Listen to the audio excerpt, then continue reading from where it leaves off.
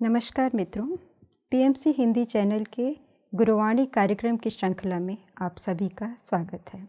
गुरुवाणी के अंतर्गत हम अनेकों आध्यात्मिक विभूतियों का मार्गदर्शन प्राप्त करते हैं। आज हम जिस महात्मा का साक्षात्कार करने जा रहे हैं उनका नाम है डॉक्टर शशि भूषण मिश्रा। डॉक्टर मिश्रा एक ऐसे विचित्र आध्यात्मिक गुरु हैं जो संसार में बिल्कुल साधारण व्यक्ति के रूप में रहते हैं, किंतु लौकिक और पारलौकिक दोनों ही क्षेत्रों में उनकी उपलब्धियां अद्वितीय हैं। जब वो बहुत छोटे थे तभी घर त्याग कर ऋषिकेश चले गए थे। उनका उद्देश्य योगी बनना था, सन्यासी बनना था, किंतु ऋषिकेश में उस समय स्वामी शिवानंद जी का आश्रम था, डिवाइन लाइफ सोसाइटी। वहाँ पर उन्होंने 3 दिन 3 रात ध्यान का अभ्यास किया और शिवानंद जी ने उनको आदेश दिया कि उनके जीवन का उद्देश्य सन्यासी बनना नहीं है, बल्कि गृहस्थ में रहकर समाज की सेवा करना है। वहाँ से मार्गदर्शन प्राप्त करके डॉक्टर मिश्रा जी घर आ गए। उन्होंने पटना मेडिकल कॉलेज से डॉक्टरी की पढ़ाई की। वो ऑर्थोपेडिक सर्जन बने, गोल्ड मेडलिस्ट सर्जन बने और उसके बाद उन्होंने आध्यात्मिक साधना करते करते समाज को योग का शिक्षण दिया, ध्यान का शिक्षण दिया और उसकी एक वैज्ञानिक सोच और समझ विकसित करने के लिए पत्रिकाएं भी प्रकाशित की।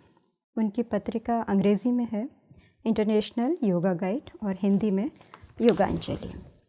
इस पत्रिका के माध्यम से गुरुजी अपने गुरु जो अमेरिका मायामी में रहते हैं, स्वामी ज्योतिर्मय आनंद जी, जो स्वामी शिवानंद जी के संरक्षण में कई वर्ष तक रहकर योग साधना ऋषिकेश में कर चुके हैं, उनका पत्र प्रकाशित करते हैं। साधकों के प्रश्नों के उत्तर भी देते हैं और ध्यान की प्रक्रिया में आगे बढ़ने के लिए उनका मार्गदर्शन भी करते हैं। साथ साथ डॉक्टर शशि भूषण मिश्रा एक बहुत बड़ा सामाजिक दायित्व भी निभाते हैं। जिन बच्चों के परिवार नहीं हैं या जिनके माता पिता इस संसार में नहीं रहे, उन बच्चियों का भरण पोषण करते हैं, उनको शिक्षित करते हैं, उनको स्वावलंबी बनाते हैं, एक पिता की तरह उनका स्नेह से व्यक्तित्व निर्माण करते हैं और समय आने पर उनका विवाह कर उनको अच्छे परिवारों में स्थापित भी करते हैं। डॉक्टर मिश्रा की संस्था का नाम है इंटरनेशनल योगा सोसाइटी और इसके हेडक्वार्टर लोनी गाज़ियाबाद में है। जो अनाथालय वो चला रहे हैं, एक हरियाणा में है सोनीपत में गन्नौर नामक स्थान पर और दूसरा बिहार में स्थापित है। तो चलिए आज मिलते हैं इन महान विभूति डॉक्टर शशि भूषण मिश्रा जी से। किस प्रकार से आप आध्यात्मिक क्षेत्र में आए, क्या घटनाएं घटी, क्या प्रेरणाएं थीं, उसके विषय में हमारे दर्शकों को कृपया बताइए। सबसे पहले ये बताना चाहूँगा कि आध्यात्मिक प्रेरणा या आध्यात्मिक विषय में रुचि रखना व्यक्ति के अपने प्रारब्ध कर्मों से पूर्व जन्म से ही ये आता है। बाल्यकाल से ही, जब बहुत छोटी उम्र थी, तब से ही इस दिशा में चलने की आंतरिक प्रेरणा हुई और कुछ संजोग ऐसा बना या कर्म प्रारब्ध का इस प्रकार से प्रतिफलन हुआ कि बहुत छोटी उम्र में ही, लगभग 11-12 साल की उम्र में, एक महान गुरु श्री स्वामी ज्योतिर्मयानंद जी महाराज, जो स्वामी शिवानंद जी महाराज के डायरेक्ट शिष्यों में से एक रहे हैं, अभी भी हैं, उनसे संपर्क हो गया, वो भी पत्र के माध्यम से।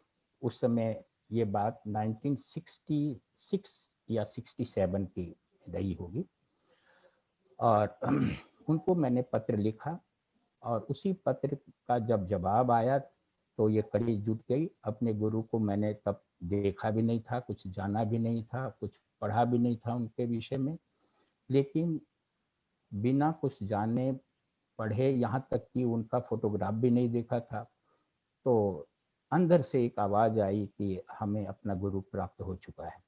और फिर वहीं से शुरू हुआ हम लोगों का मार्गदर्शन, जो पत्र के द्वारा आरंभ हुआ था।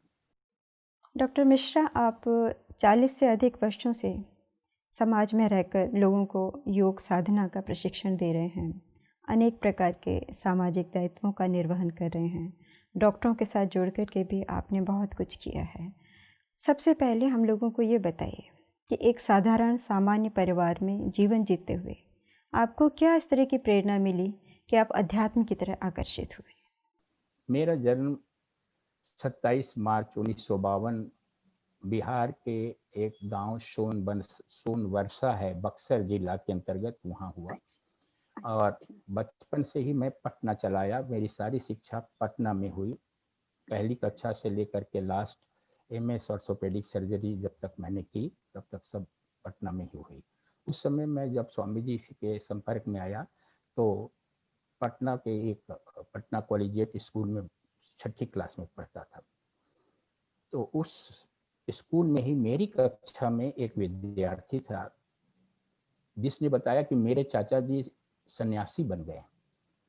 उस सन्यासी शब्द से कुछ ऐसी आंतरिक लगाव था और उस बच्चे से मुझे इतना गहरा लगाव हो गया कि ये कितना सौभाग्यशाली बच्चा है कि ये एक संत का भतीजा है। मैं उसके साथ गहराई से जुड़ गया और उससे रिक्वेस्ट किया कि आप अपने चाचा जी का हमें एड्रेस बताइए, मैं उन्हें पत्र लिखना चाहता हूँ। वो अपने घर ले गया और वहाँ पर उसके पिताजी के माध्यम से हमें स्वामी जी का एड्रेस प्राप्त हुआ और मैंने उसी 11-12 साल की उम्र में, उस समय स्वामी जी अमेरिका में थे, प्यूर्टोरिको एक जगह है अमेरिका में, वहाँ पर थे।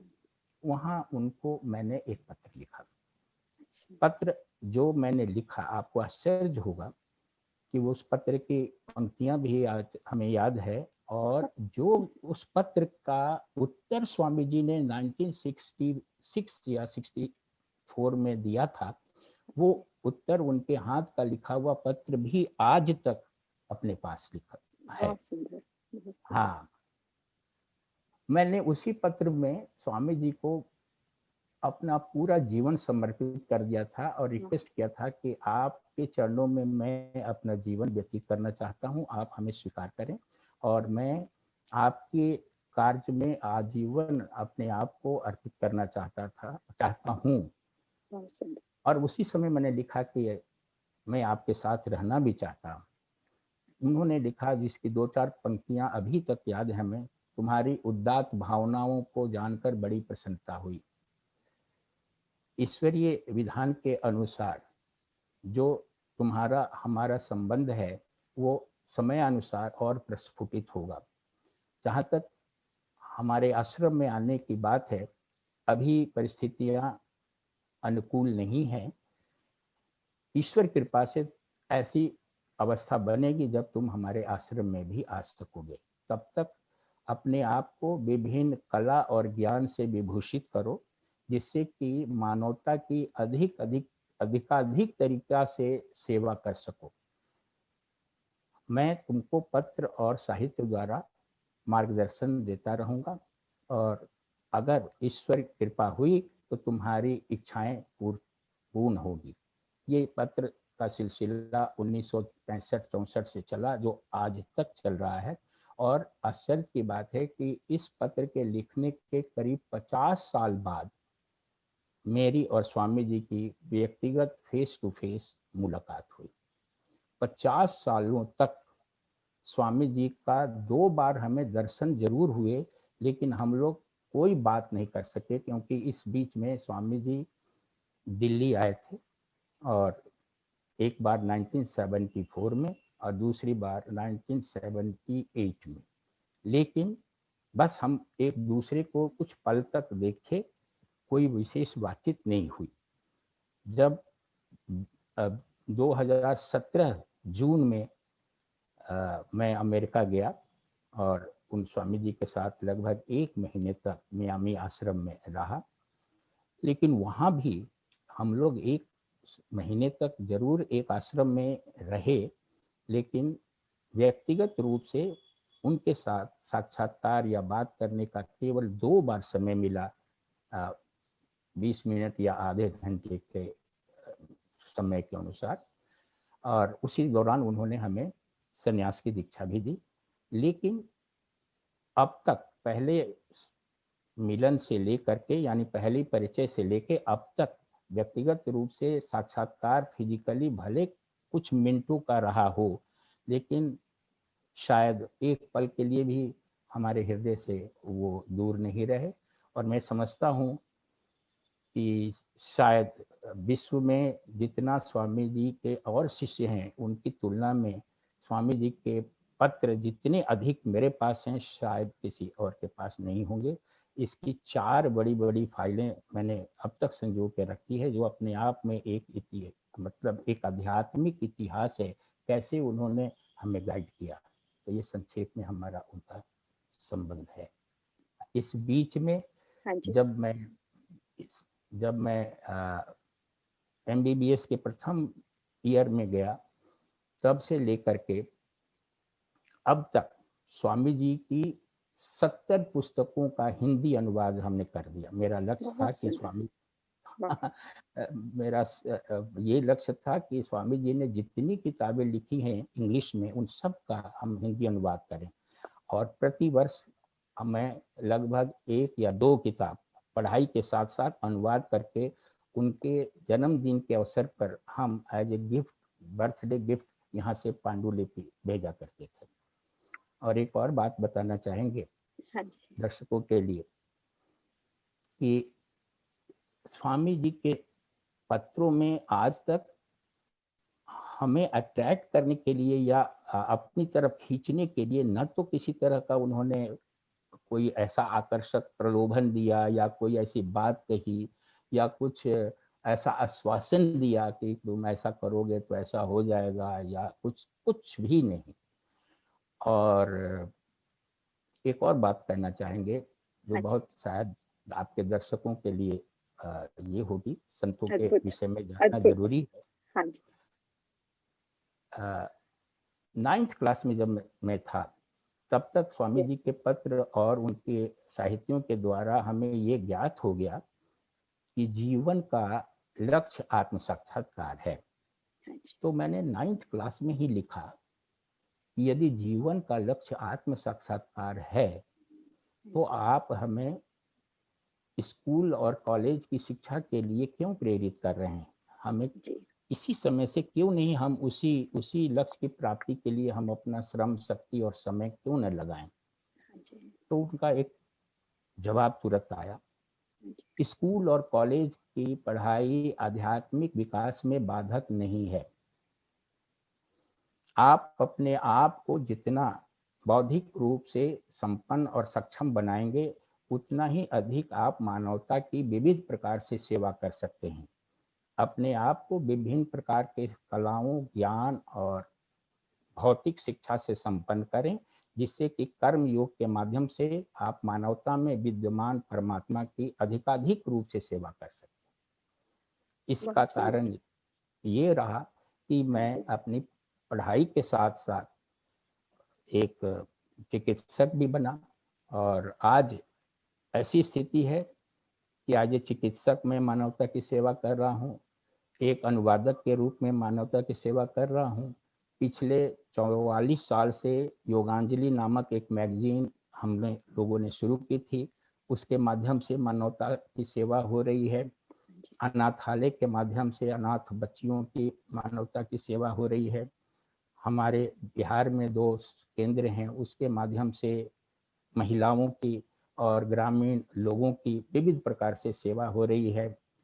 यहाँ लोनी आश्रम में विद्यालय है, उसकी उसका जो प्रबंधन है, या यहाँ समय-समय पर हम लोग शिविर लगाया करते हैं, पत्र के द्वारा लोगों को आध्यात्मिक मार्गदर्शन देते हैं। तो अनेक प्रकार से लोगों की सेवा हो रही है। यदि हम पढ़ाई नहीं किए होते, चिकित्सक नहीं होते, हाँ जी। अपने मानसिक क्षमता को बढ़ाए नहीं होते, तो शायद इतने प्रकार से लोगों की सेवा नहीं हो पाती। बेशक।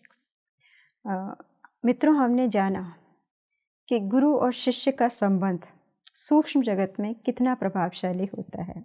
इसका जीवंत उदाहरण है स्वामी ज्योतिर्मय आनंद जी और डॉक्टर शशि भूषण मिश्रा जी। साथ ही जो भ्रम अक्सर हमारे मन में होता है कि सांसारिक पढ़ाई में हम समय गंवा रहे हैं, बल्कि हमें आध्यात्मिक साधना करनी चाहिए, वह संशय भी हमारा दूर हो जाता है। क्योंकि यदि हमारी भावना शुभ है और हम सृष्टि की सेवा करना चाहते हैं, तो हम लौकिक संसार में रह कर के भी जो भी विद्याएं अर्जित करते हैं उन सबको परमात्मा की सत्ता से जोड़ करके समाज के कल्याण के लिए समर्पित कर सकते हैं। और ये बहुत ही सुगम, सहज और सरल मार्ग है जो हमें हर प्रकार के भटकाव से बचाता है। मिश्रा जी, इतनी लंबी आपकी आध्यात्मिक यात्रा रही है और बहुत अद्वितीय यात्रा रही है। योगांजलि मैं कम से कम 30 वर्षों से पढ़ रही हूँ और मैं जानती हूँ कि जीवन में जब भी भ्रम होता है, कन्फ्यूजन्स होते हैं और निराशा आ जाती है, क्योंकि सृष्टि की रचना ही परमात्मा ने ऐसी की है कि हर जगह विपरीत स्वभाव के लोग होते हैं, हर जगह द्वंद्व होता है, कभी किसी की जीत होती है, कभी किसी की हार होती है। ऐसी स्थिति में कई बार जब अंधेरा बढ़ जाता है, तामसी शक्तियाँ बहुत प्रबल हो जाती हैं, उस समय सात्विक व्यक्ति के लिए बहुत मुश्किल हो जाता है सरवाइव करना, फेस करना, और कई बार हमारी आस्थाएं डगमगा जाती हैं। लेकिन योगांजलि ऐसी पत्रिका रही है जिसमें ज्योतिर्मय आनंद जी का पत्र पढ़ते ही एकदम तुरंत बुद्धि प्रखर हो जाती है, चेतना मिल जाती है और समझ में आ जाता है कि अगर परमात्मा ने, प्रकृति ने, हमारे भाग्य ने, हमारे अतीत ने हमें विषम परिस्थितियों में रखा है तो उसके पीछे भी परमात्मा का कोई दिव्य उद्देश्य है और समय आने पर वो सूरज उगेगा और हमें जो हम पाना चाहते हैं, जो करना चाहते हैं, वो करने की पूरी सहयोग और स्थितियाँ हमारे सामने एक दिन आ जाएंगी। ये बात मैं अनुभव से जानती हूँ क्योंकि मैं 30 दशकों से आपकी पत्रिका पढ़ रही हूँ। डॉक्टर मिश्रा जी, आप एक ऑर्थोपेडिक सर्जन हैं। हमारे यहाँ इस समय समस्या हेल्थ की बहुत ज़्यादा बढ़ती जा रही है, तनाव बढ़ता जा रहा है, और जो रिसेंट रिसर्च हो रही है, मैं डॉक्टर ब्रूस लिप्टन को, डॉक्टर जो डिस्पेंजा सभी को पढ़ती रहती हूँ। उन सभी का मानना है कि अमेरिका में भी जो बीमारियाँ बढ़ती जा रही हैं उसका मूल कारण एक तो खान पान है, दूसरा मीडिया से जो तनाव लोगों को मिल रहा है, भय मिल रहा है, वही लोगों को अधिक बीमार कर रहा है। तनाव से बचने का बहुत अच्छा साधन हम लोग भारतीय होने के नाते जानते हैं। प्रकृति के निकट रहें, आध्यात्मिक हो जाएं, आस्था को विकसित कर लें, कुछ समाज सेवा करें तो हमें वो क्षमता आ जाती है। लेकिन भारत में भी जो इंडियन मेडिकल एसोसिएशन है, क्या आपके अनुभव में ये सब आया है कि IMA के लोग क्लिनिकल थेरेपी, क्लिनिकल ट्रीटमेंट के साथ साथ योग और अध्यात्म या मंत्र विद्या या प्राकृतिक चिकित्सा का प्रयोग करें ताकि जो हमारी समाज है उसमें जो लोगों में बीमारियां बढ़ती जा रही हैं, छोटे छोटे बच्चों में भी आजकल बहुत रोग हो गए हैं, कैंसर बहुत ज़्यादा बढ़ गया है, पूरे हिंदुस्तान में सबसे ज़्यादा कैंसर दिल्ली में हो रहा है, उन सब को ठीक करने के लिए हमें होलिस्टिक हेल्थ की ज़रूरत है।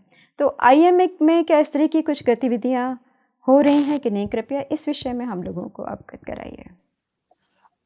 जब हम MBBS के विद्यार्थी थे उस समय अध्यात्म और विज्ञान बड़ा अलग अलग था। हमारे खास करके मेडिकल साइंस के जो हमारी हाँ जी। पाठ्य पुस्तकें थी उसमें बहुत ही कम इसका वर्णन था। लेकिन अब पिछले 50-60 सालों में अब जो हमारी वैज्ञानिक पद्धति है चिकित्सा की, एलोपैथी जिसको जी। कहते हैं, हाँ जी। उस पद्धति में भी अब बहुत ही गहराई से और बहुत अच्छी तरह से इस बात को स्वीकार किया गया है कि व्यक्ति का जो स्वास्थ्य है वो उसके मन के साथ जुड़ा हुआ जुड़ा हुआ है, जुड़ा हुआ जुड़ा हुआ है। बिल्कुल। बहुत सारी ऐसी व्याधियां हैं जिनकी जड़ें शरीर में नहीं बल्कि मन में है। पहले मन तो में मन का ही अस्तित्व हमारे चिकित्सक जगत के लोग स्वीकार नहीं करते थे, नहीं करते थे। लेकिन हाँ। हाँ, अब हम्म, साइकोसोमैटिक डिजीज का बहुत बड़ा रोल, बल्कि ये कहा जा रहा है कि हमारे जो मुख्य जो जितनी व्याधियां हैं उसमें 70% से भी ज़्यादा साइकोसोमैटिक डिजॉर्डर्स हैं। जब हाँ जी। तक हमारा व्यक्तित्व पूरी तौर से साइकोसोमैटिक लेवल पर बैलेंस नहीं होगा तब तक हाँ जी। हमारी संपूर्ण शारीरिक स्वास्थ्य की प्राप्ति नहीं होगी। इस तथ्य को अब चिकित्सा विज्ञान ने स्वीकार कर लिया है। बहुत अच्छी हमें बात है कई ये। हाँ, कई मेडिकल कॉलेज में हम लोगों हाँ जी। हमारे व्याख्यान हुए हैं और वहाँ उन लोगों को मैंने विशेष रूप से बताया है और इस पर सभी चिकित्सक और खास करके आपने जैसा बताया इंडियन मेडिकल एसोसिएशन के जो हमारे मित्र लोग हैं जो हाँ काफ़ी जी। अच्छे अच्छे ओहदे पर हैं, उन लोगों जी। ने कई बार हमें बुला करके इस विषय पर व्याख्यान देने का कहा है और दिया भी है।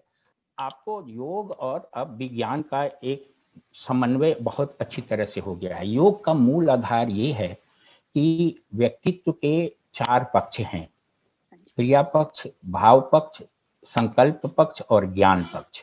हाँ जी। यानी action, emotion, reasoning and will. Yes. ये चारों व्यक्तित्व के पक्ष का जब समग्र और संतुलित रूप से विकास होगा तभी परफेक्ट हेल्थ प्राप्त हो सकता है, तभी परफेक्ट हेल्थ प्राप्त बिल्कुल हो सकता है। बिल्कुल। इसलिए भौतिक स्तर पर अपने शरीर को ठीक रखने के लिए, मन को ठीक रखने के लिए हमें अपनी भावना को, अपनी क्रिया को, अपने संकल्प को और अपने ज्ञान को समन्वित रूप से विकसित करना होगा। और इसके लिए ही ये 4 आधार योग के बने हैं। हाँ जी। क्रिया पक्ष को विकसित करने के लिए कर्म योग का व्यवहारिक पक्ष को अपनाना होगा। भाव पक्ष को विकसित करने के लिए भक्ति योग के व्यवहारिक पक्ष हैं, जिसकी थोड़ी चर्चा हम बाद में करेंगे, उसको अपनाना होगा। संकल्प पक्ष को विकसित करने के लिए राजयोग का जो आधार है उसको व्यवहारिक जीवन में अपनाना पड़ेगा। और व्यक्ति का जो विजडम पार्ट है, ज्ञान पक्ष है, उसको विकसित करने के लिए ज्ञान योग का जो व्यवहारिक पक्ष है उसको अपनाना पड़ेगा। इस बात को अब वैज्ञानिक यानी डॉक्टर्स भी जान गए हैं कि एकाकी विकास से, जैसे हम अगर मान लीजिए कि हम ब्लड का कंस्टिट्यूएंट जानते हैं कि इतना इसमें आयरन होता है, इतना ये चीज होता है, अगर हम उतना उतना मिला दें कोई चीज में तो वो ब्लड नहीं बन पाता है। या बोन का कंस्टिट्यूएंट इस तरह से केमिकल ये है तो उसको उतना मिला देने के बाद बोन नहीं बन वो पाता नहीं है। बन सकती। हाँ जी। उसमें कोई ना कोई चीज ऐसी है, व्यक्तित्व जो है वो 2 चीजों से बना होता है, हाँ जी। मैटर और स्पिरिट। इस पे यानी जो भौतिक जो अवयव हैं, मैटर पक्ष है, जो जो जो जिसको आप कह सकते हैं कि भौतिक पदार्थ, फिजिकल जो एलिमेंट हैं, उसके अलावे उसमें चैतन्य पार्ट भी है, चेतना का भी पार्ट है। चैतन्य और भौतिकता दोनों मिलकर के व्यक्तित्व एक कंपोजिट कॉम्प्लेक्स बनता है। हाँ अब जी। तक जो एलोपैथिक विज्ञान था या जो हमारा साइंस हाँ था, जी। वो भौतिक पक्ष पर ही केवल टिका हुआ था, हाँ जी। केवल फिजिकल पार्ट पर।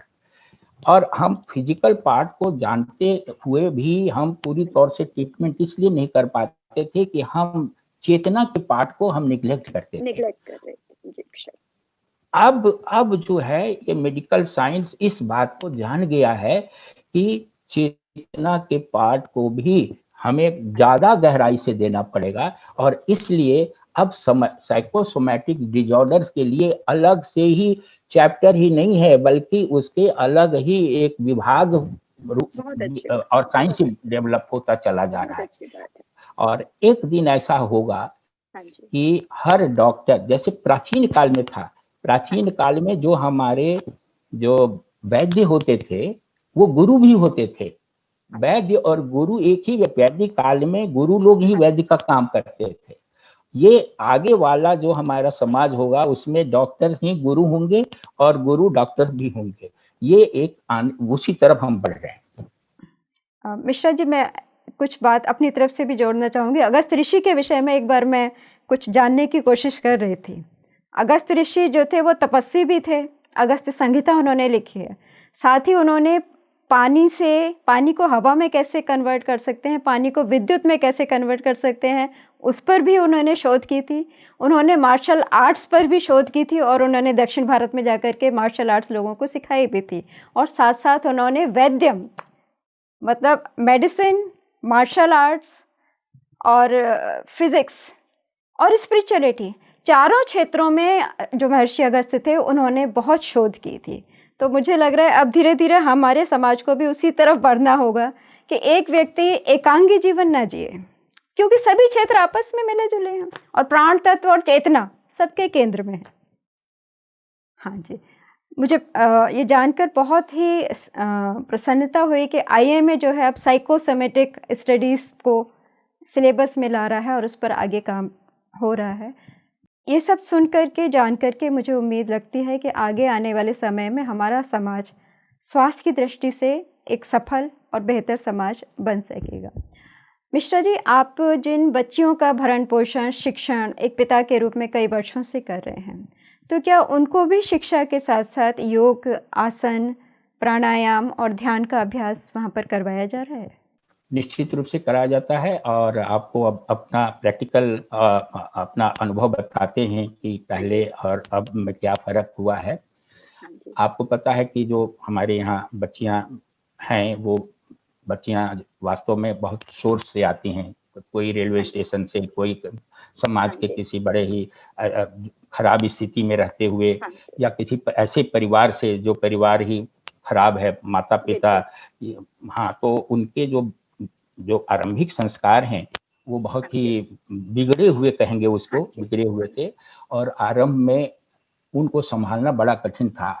हाँ जी। कई बार ऐसा हुआ है कि बच्चियाँ 2-2 बजे रात को अपने 6-8 फुट ऊँची बाउंड्री वॉल है, उसके ऊपर तार भी लगा हुआ है, उसको कैसे वो अ, फाँद करके हाँ, और 2 बजे रात को वो रोड पर चली गई और कई तो बहुत दूर में पकड़ी गई और किसी प्रकार का डिसिप्लिन वो लोग स्वीकार नहीं स्वीकार करते नहीं थे। करते।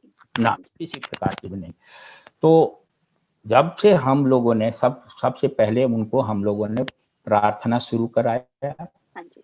सुबह-शाम प्रार्थना के लिए समय रखा, थोड़ा देर ध्यान कराना शुरू किया, हाँ जी। आसन प्राणायाम कराना शुरू किया और धीरे-धीरे 6 महीने बाद वो बच्चियाँ चलने लगी और आज की स्थिति ऐसी है कि उनमें से कई बच्चियाँ अच्छे ढंग से ट्रेन्ड हो गई हैं और बहुत ही रिस्पॉन्सिबल हैं। अब इस तरह की कोई भी शिकायत हम लोगों को नहीं मिलती है और नहीं उनको सँभालने में किसी प्रकार की कोई समझता हूँ कि ये सब चेंजेज़ जो हैं, उन्हीं बच्चियों में जो इतनी एक प्रकार से उद्दंड थीं, वो इतनी अच्छी हो गई हैं। ये सब योग, आसन, प्राणायाम, प्रार्थना, जप और कुछ सेवा भी उनसे हम लोग कराते हैं, तो उसके माध्यम से हुआ है और ख़ास करके हम जब जाते हैं, तो उन बच्चियों को इस प्रकार की बातें जीवन से संबंधित और ये कैसे हम अपने आप को अच्छा बना सकते हैं, उस प्रकार से कुछ बातें उनसे करते हैं, इसका परिवर्तन उनके मन पर, दिमाग पर हुआ है। ये हमारा व्यक्तिगत अनुभव उनके साथ। अनुभव है। एक जिज्ञासा और है, क्योंकि कई वर्षों से आप इन कन्याओं का भरण पोषण करके आपने बहुतों के विवाह भी किए हैं। तो जिन परिवारों में ये बच्चियाँ एक पत्नी के रूप में जाती हैं, फिर माँ भी बनती होंगी, उन परिवारों से भी आपका संपर्क रहता है। तो आपको लगता है कि वो बच्चियाँ एक अच्छे परिवार को की रचना कर पा रही हैं और एक आध्यात्मिक ऊर्जा है उसको परिवार तक, समाज तक फैलाने में जी, सफल हो रही हैं?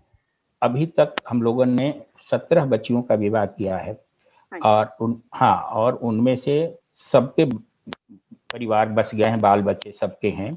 उनमें से कुछ बच्चियाँ तो दूर ब्याही गई हैं या दूर अब चली गई हैं, उनके पति अपने-अपने काम से दूर चले गए हैं इसलिए, लेकिन अधिकांश बच्चियाँ कुछ दिल्ली में, कुछ हरियाणा में, कुछ हमारे आश्रम के 10 किलोमीटर के अंदर में हैं और उनसे हमारी हमेशा मुलाकात होती रहती है।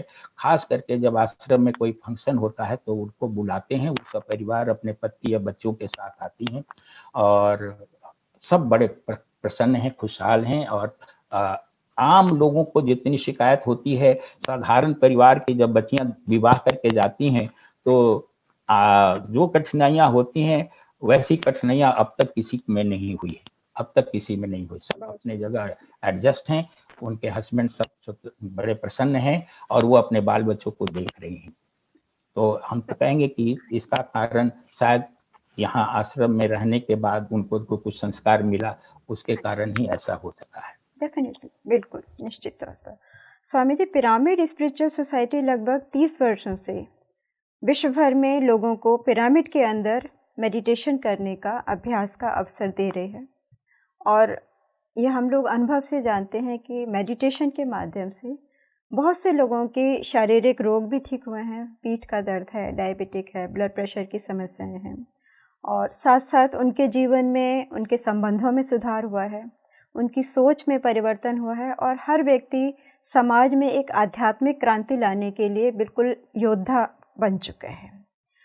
हमारे ऐसे मित्रों को जो ध्यान यात्रा में अभी यात्रा कर रहे हैं और जिनमें बहुत जिज्ञासा है, बहुत उत्साह है आगे बढ़ कर के पूरी धरती पर आध्यात्मिक क्रांति ला करके स्वर्ग की स्थापना करने का सपना हर पिरामिड सोसाइटी से जुड़ा हुआ हमारा मास्टर देखता है, उनके लिए आप अपना कृपया कुछ संदेश दीजिए जिससे वो लोग प्रेरणा पा सकें। आपका जीवन ही अपने आप में अद्भुत है, लेकिन वो संदेश है, जो दिव्य ऊर्जा है आपकी, वो अधिक से अधिक लाखों लोगों तक पहुंचे ताकि पूरी पृथ्वी जल्दी से जल्दी एक दिव्य चेतना से ओतप्रोत हो सके, पूरा मानवता, पूरी मानव जाति जो है उससे लाभ उठा सके। उसके लिए कृपया अपना संदेश हमें दीजिएगा। बहुत अच्छी बात है, और सबसे पहले मैं उन सभी भाई बहनों को बधाई देता हूं कि जो इस आपके पिरामिड सिस्टम से ध्यान करते हुए और इस बड़े लक्ष्य की ओर जा रहे हैं और पूरे मानवता को उन्नत करने की इच्छा रखते हैं और उसमें प्रयासरत हैं। ये बड़े सौभाग्यशाली लोग हैं, क्योंकि मनुष्य जीवन में 3 चीज को दुर्लभ बताया गया है। आदि शंकराचार्य ने कहा कि मनुष्यत्वम, मुमुक्षत्वम, महाजन संश्रय। मनुष्य का योनि मिलना दुर्लभ बात है, लेकिन उससे भी दुर्लभ बात है कि मनुष्य योनि होकर के व्यक्ति के अंदर मुमुक्षत्व पैदा हो, यानी आत्मज्ञान या सेवा करने की इच्छा पैदा हो। लेकिन उससे भी बड़ी दुर्लभ है, दुर्लभतम जो संयोग है वो महाजन संश्रय, उसको कुछ मार्गदर्शन मिले, क्योंकि हम मनुष्य हो सकते हैं, हमारे अंदर मुमुक्षत्व भी हो सकता है, लेकिन यदि हमें मार्गदर्शन नहीं मिलेगा तो हम अपने लक्ष्य को नहीं प्राप्त कर सकते हैं। इसलिए ये महाजन संश्रय जब जुड़ जाता है तो हमको दुर्लभतम संयोग प्राप्त हो जाता है। तो हम सभी उन भाई बहनों को ऐसा मानते हैं कि वो दुर्लभतम संयोग प्राप्त है, लेकिन इसके साथ कुछ व्यवहारिक बातों को बताना चाहेंगे कि सबसे पहली बात ये है कि यदि हम ये धारणा रखते हैं कि हम समाज को या इस पूरे विश्व को बड़ी है बदल देंगे, लोग समाज कुछ डाउनफॉल हो रहा है, कहीं गड़बड़ी हो रही है, तो ये सोच हमें हटानी पड़ेगी। पहले क्यों? क्योंकि परमात्मा के विधान में कहीं कोई गड़बड़ी कभी नहीं होती है। जिसको हम लोग गड़बड़ी मानते हैं या समझते हैं, वो हम अपने अहंकारिक या बौद्धिक मापदंड से मानते हैं कि ऐसा हो रहा है, बहुत मर्डर हो रहे हैं, बहुत लूटपाट हो रही है, अनारकी है, कहीं कुछ है। बिल्कुल सही बात आपने कही। हाँ जी, हम सभी परमात्मा की शक्ति के माध्यम हैं, निमित्त हैं, और यही मान करके हमें परमात्मा की दिव्य योजना में पूरी आस्था रखते हुए अपनी अपनी भूमिका को अच्छी तरह से निभाना है।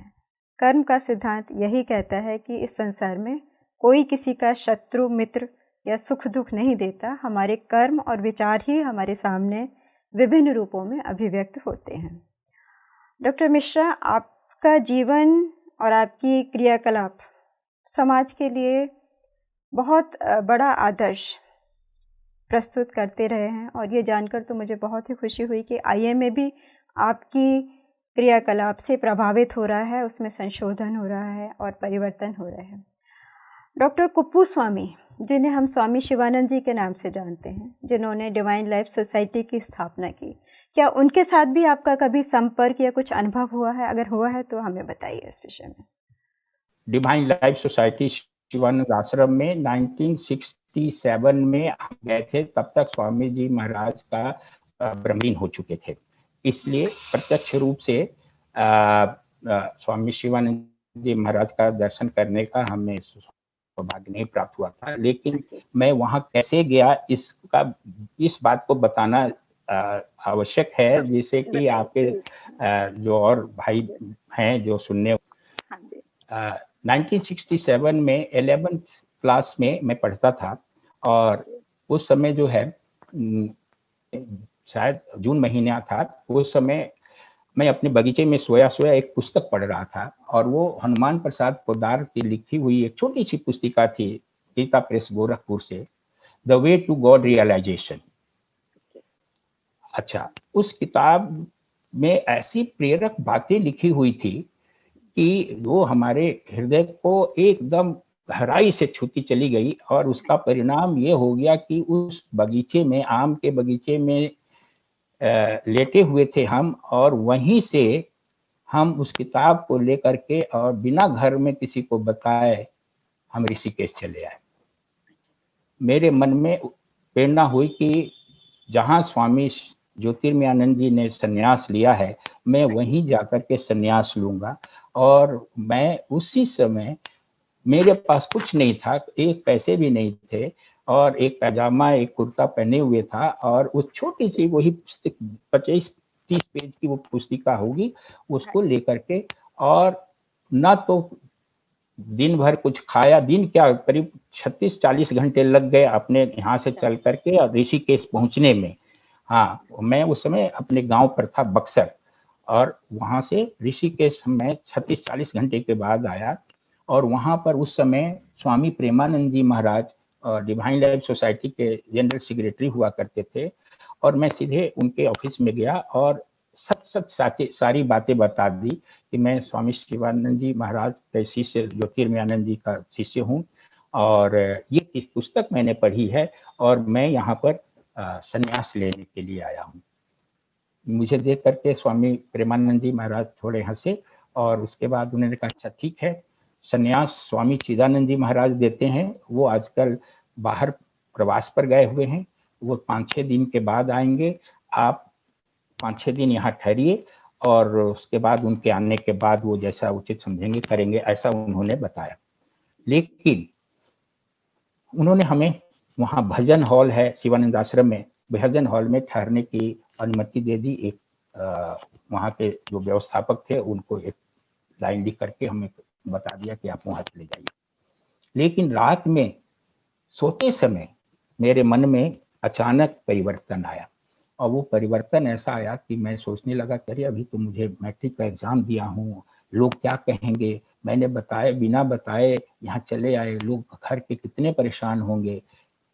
इसलिए अगले दिन फिर हम चिदानंद स्वामी प्रेमानंद जी के पास गए, और उनसे मैंने फिर सच सारी बातें बताई कि हमारे मन में अब फिर वापस घर जाने की इच्छा हो रही है, आप मुझे एक पोस्ट कार्ड दें जिससे मैं अपने पिताजी को पत्र लिख सकूं। उन्होंने कहा कि आप जो भी लिखना चाहते हैं इस कागज पर लिख दीजिए, मैं उस पत्र को आपके पिताजी को भेजूंगा। मैंने अपने पिताजी से माफी मांगते हुए कि बिना बताए मैं ऐसे ऐसे किताब पढ़ रहा था और यहाँ चले आए, हमें सारी बातें लिख के उनको दे दी।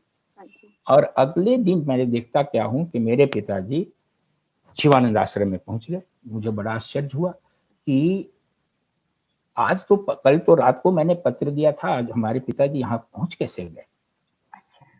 बाद में उन्होंने बताया कि स्वामी प्रेमानंद जी का टेलीग्राम उनके पास गया था। उन्होंने टेलीग्राम, हमारे पिताजी को टेलीग्राम से सूचित किया कि मैं यहाँ हूँ, और वो बस उसी समय जो है पटना में रहते थे, ट्रेन पकड़ के यहाँ आ गए। तो शिवानंद आश्रम में प्रथम बार, और प्रेमानंद जी ने चलते चलते हमें कहा कि अर्ध वैराग्य की अवस्था में घर नहीं छोड़ना चाहिए। जब ज्ञान के द्वारा ज्ञान अर्जित वैराग्य हो तो ये स्वतः घटित होता है, और आप अभी अपने आप को पढ़ाई करें, अधिक से अधिक दूर तक पढ़ें, और पिताजी के साथ मुझे वापस करें। तो मैं अपने और भाइयों से भी ये कहना चाहता हूँ कि उत्तेजना में, आवेग में या किसी भावात्मक उसको न छोड़ें। और एक दूसरी बात भी मैं बताना चाहता हूँ जो बहुत बहुत इम्पोर्टेंट है साधकों के लिए। हाँ जी।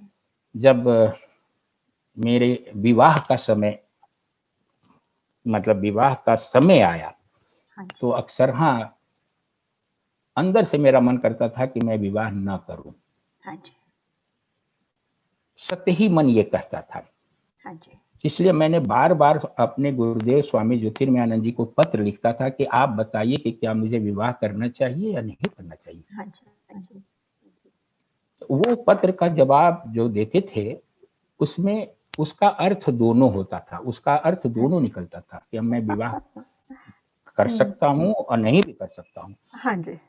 ये मतलब उस हम जो मीनिंग निकल, उन्होंने यस नो में जवाब नहीं दिया, कुछ ऐसा। हाँ, तो बड़ा मैं द्वंद में था कि गुरुदेव यस नो में क्यों नहीं जवाब दे रहे हैं। कई बार मैंने लिखा, कई बार उनका सही हुआ, लेकिन संजोग की बात है कि 1978 में उनका दिल्ली आना हुआ। उन्होंने उस समय हमें बुलाया, उस समय मैं पटना में था, यहाँ दिल्ली में पटेल नगर में वो ठहरे हुए थे, ईस्ट पटेल नगर, जहाँ आज मेरा आश्रम है लोनी में। ये आश्रम की जगह इन्हीं ईस्ट पटेल नगर वाले सत्य धर्म मंडल नामक एक संस्था है, उनकी थी। तो स्वामी जी वहीं ठहरे हुए थे। वहां पर स्वामी जी से जब मैं मिला, 2-4-5 मिनटों के लिए मिला, तो मैंने स्वामी जी को एकदम पकड़ा। आप अब तक हमें यस नो में जवाब नहीं दे रहे हैं, आप बताइए कि हमें विवाह करना चाहिए, मैं करूं या नहीं करूं। हाँ जी। तो उन्होंने कहा, मेरी आंखों में आंखें डाल करके बहुत ही गहराई से पेनिट्रेट जैसे करते हैं ना, देखा उन्होंने और कहा कि ये बात हमसे क्यों पूछते हो, तुम अपने आप से पूछो, तुम्हारा हृदय क्या कह रहा है। मैं केवल यही कहना चाहता हूं कि विवाह करना या विवाह नहीं करना आध्यात्मिक विकास में बाधक नहीं है। तुम्हारा हृदय यदि विवाह करने के लिए कह रहा है तो तुम विवाह करो, और तुम चाहोगे तो तुम विवाह के बाद भी हमारा मार्गदर्शन तुम्हें प्राप्त होगा। और यदि तुम बिना विवाह किए हुए रह सकते हो तो विवाह करने की आवश्यकता नहीं है, लेकिन इसका निर्णय कोई और नहीं करेगा, तुम खुद करोगे। और मैं जब वापस लौटने लगा दिल्ली से पटना, तो मैंने अपने आप को देखा, तो हमें लगा कि मैं हल्के मन से विवाह नहीं करना चाहता था, मैं गहराई से विवाह करना चाहता हूं। और मैंने विवाह किया, और मैं विवाह के अब लगभग 40 साल के बाद ये कह सकता हूं कि वो मेरा निर्णय कोई गलत नहीं था, और विवाह करने से मेरी आध्यात्मिक प्रगति में कहीं कोई रुकावट नहीं आई। इसलिए आवेग में आकर के कोई भी साधक इस प्रकार का निर्णय न ले, बहुत गहराई से ले। और विवाह ना करना या करना, मैं अब ये अनुभव किया है कि विवाह अगर मैं नहीं करता तो शायद मैं आध्यात्मिक रूप से इतना उन्नत या विकसित नहीं हो पाता। निस्संदेह स्वामी जी, इसीलिए पिरामिड स्पिरिचुअल सोसाइटी में भी ब्रह्मचर्य या संन्यास ऐसी कोई शब्दावली का प्रयोग नहीं किया जाता। सभी को कहा जाता है कि आप एक सामान्य जीवन जिएं, काम करें, विवाह करें, संतान को जन्म दें, लेकिन इसके साथ साथ नियमित ध्यान का अभ्यास करते रहें। जब आप विश्व चेतना से जुड़े रहेंगे तो अपने आप ही आपके जीवन में विकास होगा। क्योंकि विवाह करने के बाद भी अगर यदि कोई व्यक्ति कोई प्रयास नहीं करता है आध्यात्मिक उन्नति के लिए, और विवाह करके भी कोई व्यक्ति अगर आध्यात्मिक उन्नति के लिए नियमित प्रयास करता है, जैसे कि आपका जीवन है, जैसे पिरामिड स्पिरिचुअल सोसाइटी से जुड़े सभी मास्टरों का अनुभव है, तो आध्यात्मिक उन्नति तो अपने प्रयास से ही होती है। विवाह होना उसमें कोई अवरोध की बात नहीं है। और सबसे अच्छी बात जो हमारी आध्यात्मिक परंपरा ऋषियों की कहती है कि जब पति पत्नी दोनों ही आध्यात्मिक रूप से उन्नत होते हैं, हमारे यहाँ कृष्ण जी की भी अर्धांगिनी हैं, शिव जी हैं, सप्त ऋषि हैं, सभी की अर्धांगिनियाँ उनके साथ साथ आध्यात्मिक तपस्या भी करती रहीं। और जब दो आत्माएं पति और पत्नी के रूप में किसी महान आत्मा का आवाहन करती हैं, संत आत्मा का आवाहन करती हैं, तो वही संतान शब्द की उत्पत्ति होती है। संतान वही है, किसी संत का आह्वान माता पिता की आत्माओं के द्वारा किया जाना। इसलिए वैवाहिक जीवन अपने आप में आध्यात्मिक उन्नति के लिए बहुत आवश्यक है, बहुत महत्वपूर्ण है। ये बात हमारे पिरामिड स्पिरिचुअल सोसाइटी के सभी मास्टर जानते हैं। लेकिन एक जो चीज़ आपके अनुभव से हमको समझ में आ रही है कि हमें जीवन में कभी बहुत ज़्यादा एक उन्मत्तता भी नहीं आनी चाहिए कि हमें लगे कि लोग हमारी बात नहीं समझ रहे हैं, नहीं मान रहे हैं, तो वो मूर्ख हैं और हम श्रेष्ठ हैं। वो दंभ भी आध्यात्मिक साधना करते हुए हमारे अंदर नहीं आना चाहिए, क्योंकि हर व्यक्ति का अपना एक मार्ग है। जैसे ब्रह्मांड में हर पिंड का अपना एक मार्ग है, हर इलेक्ट्रॉन, न्यूट्रॉन, प्रोटॉन की अपनी तरंग गति है, अपना अपना ऑर्बिट है। समय के साथ ही हर जीवात्मा की उन्नति, प्रगति, दिशा और दिशा में परिवर्तन आता है। तो हम सब की जिम्मेदारी बन जाती है कि बिना किसी को हेय समझे, बिना किसी से घृणा किए, बिना अपने आप को बहुत सुपीरियर और आध्यात्मिक समझे, अपनी भूमिका को उदासीन रह करके समाज में करते रहें। और समय के साथ परिवर्तन तो आना ही है, क्योंकि पूरी सृष्टि लगातार मोशन में है। तो मोशन अगर तरंगें बदलती हैं तो वक्त के साथ दृश्य बदलता है। जहाँ आज हम हिमालय देख रहे हैं, कभी वहाँ पर समुद्र हुआ करता था, और आज समुद्र के अंदर भी हिमालय से ऊंचे पहाड़ आज तक मौजूद हैं। हर आध्यात्मिक व्यक्ति के लिए प्रकृति के इस मूल सिद्धांत को समझते हुए आध्यात्मिक जीवन जीते रहना बहुत अनिवार्य है। डॉक्टर मिश्रा, आपने हमें अपना अमूल्य समय दिया, अपने अनुभव बताए, अपना मार्गदर्शन दिया, उसके लिए आपका बहुत बहुत धन्यवाद। धन्यवाद। नारायण मंगल और नमस्कार। पिरामिड मेडिटेशन चैनल हिंदी में इस बात के लिए प्रयासरत है कि सभी लोग परिवार में रहते हुए, समाज में रहते हुए, सभी प्रकार के दायित्व निभाते हुए स्वस्थ रहें और साथ साथ आध्यात्मिक उन्नति के नियमित प्रयास करते रहें। इसी श्रृंखला में हम बार बार अनेकों आध्यात्मिक गुरुओं का मार्गदर्शन प्राप्त करने का प्रयास करते हैं।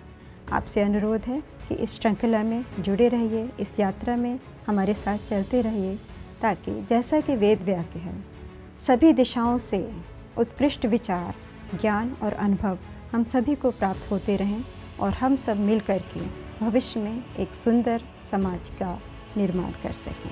धन्यवाद।